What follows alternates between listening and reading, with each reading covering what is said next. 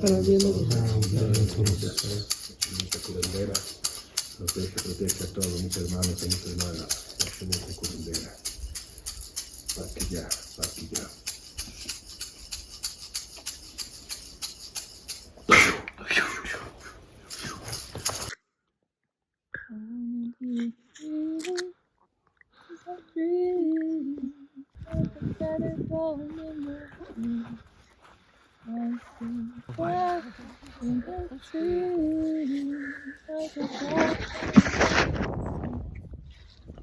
wanna fly high, so high, like an eagle in the sky.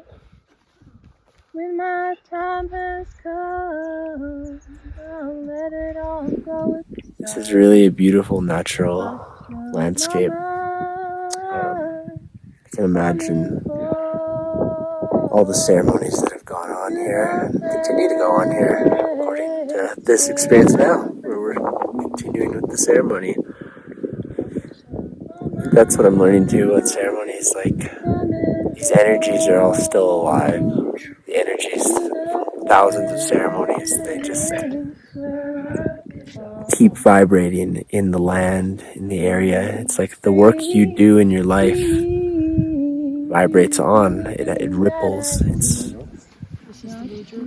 like something that's become very real is karma, like the idea of just what you do radiates inside of you and outside of you, and what your vibration, and that's kind of like what karma feels like to me. It's like how the information is getting stored based on how you act and what you do and how you think and how you pray and everything, really everything. It's like, so correcting our karma is a way of, it's like cause and effect, to change yourself and let go of karma, let go of energy, let go of imprints. So, you know, in any given moment, it's like we can just ask ourselves, like, what am I carrying? What is the energy that I'm radiating into the world right now? That's the only real thing that there is what is present. Right? Especially in these states when we move beyond time, past and future, the only real thing is what the energy is that we hold in our hearts. And yeah, that's the work. We want to be able to you can be whatever you want, really. You just have to decide what you want, and you're free to become that. So kind of have all the time in the world too. So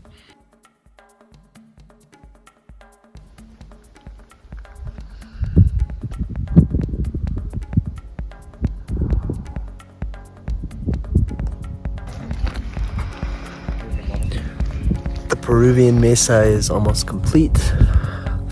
One more stone for the next ceremony, the 7th and final ceremony. Some of the stones that really stand out to me is this one here from El Brujo.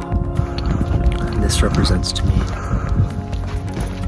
the shadow aspects of ourselves, the integration of that, and to not just deny the parts of ourselves that loom in the shadows, to really embrace it.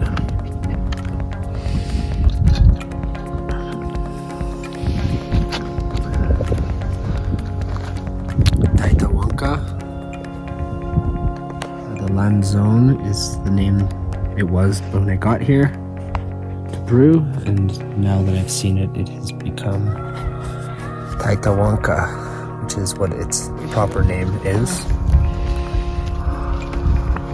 What I'm realizing about this mesa too is it's very different than, I've only ever built one mesa, which is my personal mesa.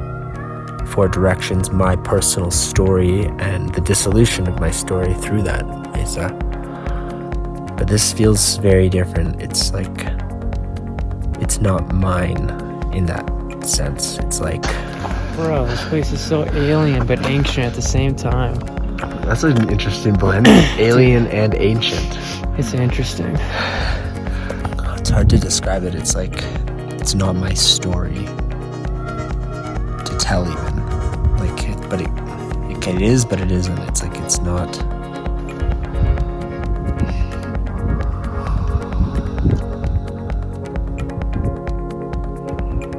Yeah, it's bigger than me. It's bigger than me.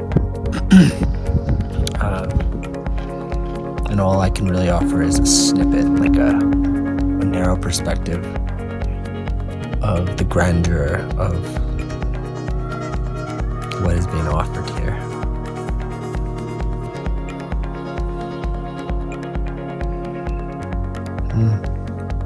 It's fun doing this though, because I only came with a few stones. I came with my purpose stone. This carries all the other stones. This stone here is my ceremonial stone.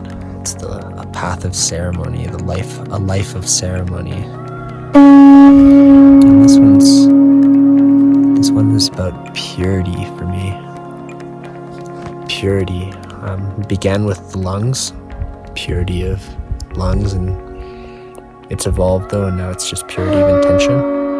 Learning to refine life intention.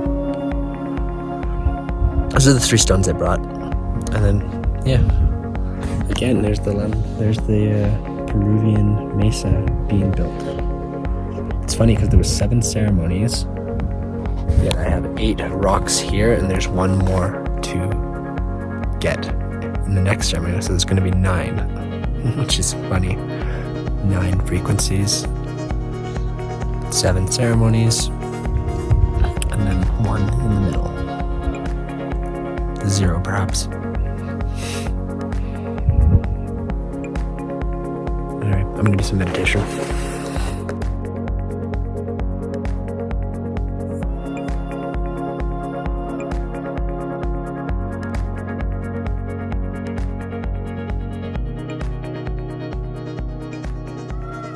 It's nice with the sugar. Yeah, I'll throw some sugar. I was like,